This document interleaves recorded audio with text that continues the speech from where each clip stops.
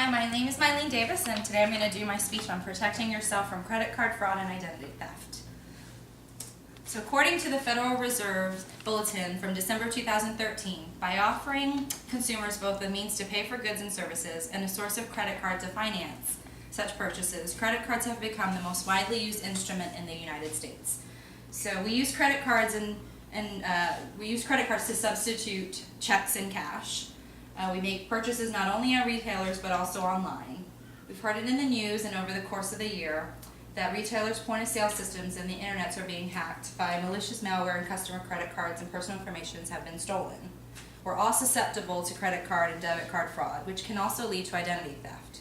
There are suggested ways to help protect yourself from credit card fraud. In order to protect ourselves from credit card fraud, we must first understand what it means, see how vulnerable we are to it, and what we can do to protect ourselves. First, what is credit card fraud? Credit card fraud, according to the Cornell University Law School's website, credit card fraud is a form of identity theft that involves an unauthorized taking of another's credit card information for the purpose of charging purchases to the account or removing funds from it. There are typically two categories of credit card fraud what credit card fraud falls into. First is application fraud, and the second is account takeover. Application fraud is when someone takes someone's personal information, name, address, and opens an account in that person's name to use to get a loan or to get credit. So example is, my name's Mylene, but Joe off the street gets my personal information and opens an account in his name and has a loan now. But that is all falls under my personal information. The second is a total account takeover, where a perpetrator has my account information, so my credit card information, and can go shopping at will with what belongs to me. Okay, so within the last year, we've heard many retailers making statements about their systems being hacked by malicious malware, putting customers' credit card information and sometimes other personal information at risk of credit card fraud and possibly identity theft. With that said, let's see how vulnerable we are to credit card fraud. Like I said, those name retailers are places that we shop at day in and day out using our credit and debit cards. So an example, we have Target. Target said that their breach was discovered in mid-December of 2013. Up to 40 million customers' credit card, debit card information may have been affected by this.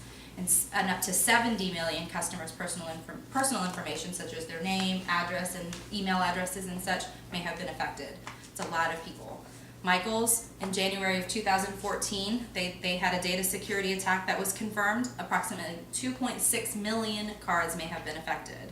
And with Home Depot, they had a breach confirmed September of 2014, that they had confirmed that their payment data system had been breached as well.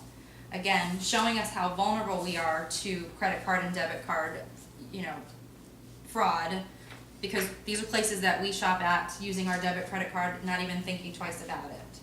So how can you protect yourself from credit card fraud? There are numerous ways to protect yourself. First of all, you'll want to check your accounts regularly to make sure that if there are any unknown charges or suspicious charges, that you can contact your bank right away to let them know. It's important in order for you to do that to know what your bank numbers are, so to have those in a handy place to make sure that you can contact them right away.